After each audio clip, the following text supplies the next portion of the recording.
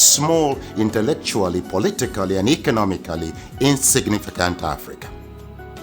But is that really true? Now, here are the facts. Africa has a total area space larger than all of Europe, China, and the United States of America combined. Yes, it is 3 times the area of China, 3 times the area of Europe, 3 times the area of United States of America. Meaning, you can transplant China, Europe, and United States, and several other countries on the Africa continent, and they will fit neatly. Africa is 30.5 million square kilometers and a youthful population of 1.3 billion inhabitants. China is 9.6 million square kilometers and 1.4 billion inhabitants. India has a total space of 3.3 million square kilometers and 1.4 billion inhabitants. Now, yet, Africa is projected as overpopulated, and pressure mounts on Africans and their leaders to depopulate. Why? Why?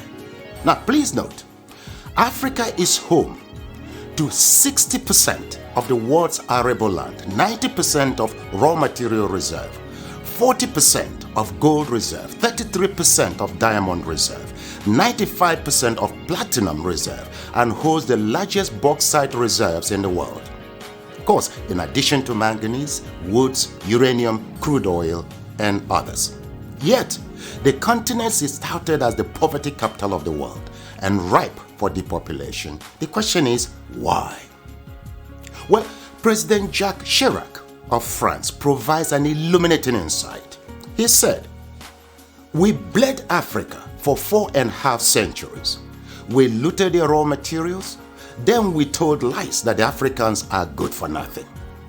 In the name of religion, we destroyed their culture. And after being made rich at their expense, we now steal their brains through miseducation and propaganda to prevent them from enacting black retribution against us," unquote. Well, put simply, for over 4 centuries, Africa is not in control of its resources. Look, a 2016 study of Africa by the NGO called War on Want reveals that 101 companies, mostly British, control $305 billion worth of platinum, $276 billion worth of oil, and $216 billion worth of coal at 2016 market prices. Yes, they own mines or mineral licenses in 37 African countries and control vast swaths of Africa's land, 4 times the size of the United Kingdom. Now look, Africa subsidizes the rest of the world by $32 billion annually. A 2017 report by Global Justice Now and other groups estimates that $161.6 billion enter into Africa, while $202.9 billion leave Africa almost every year. For example, in 2017, Africa received a total of $19.7 billion in aid, but paid back $18 billion in debt repayments. Debt burden is killing Africa.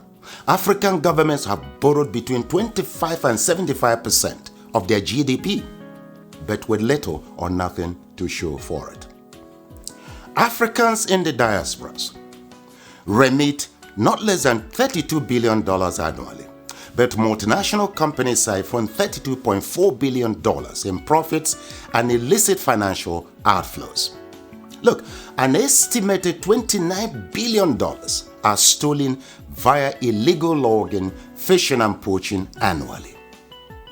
How can any continent, country, or people accumulate and sustain wealth, growth, and prosperity with such statistics? That's a great question. Well, look, hopefully, now you know your Africa better. Edmund Mbiaka once wrote, "Peace of mind always comes with knowing who you truly are. where you currently stand, where you positively need to be, and strongly believing in its possibility. Africa needs to control its resources, no doubt. For productive, patriotic, and effective leadership, we need our best and ablest citizens with fortified character in local, state, and federal governments. This must be given utmost consideration in upcoming elections across Africa. Let me say it once more. Our problem is not the age of our leaders, but unfortified character. It is your responsibility to protect and defend your Africa. The starting point is to educate and transform the mindset of our leaders and peoples. Look, the least you can do is to assist with ensuring that this message reaches every African. Slavery destroyed us. Religion divided us. Ignorance controls us. And truth scares us. With these retrogressive forces, Africa will remain a dark continent. So we must renew our minds. Please share this video in support of my efforts at reconstructing Africa through mindset transformation. You see, together, we will reconstruct Africa and take charge of our destiny. For who controls Africa controls the world. I thank you.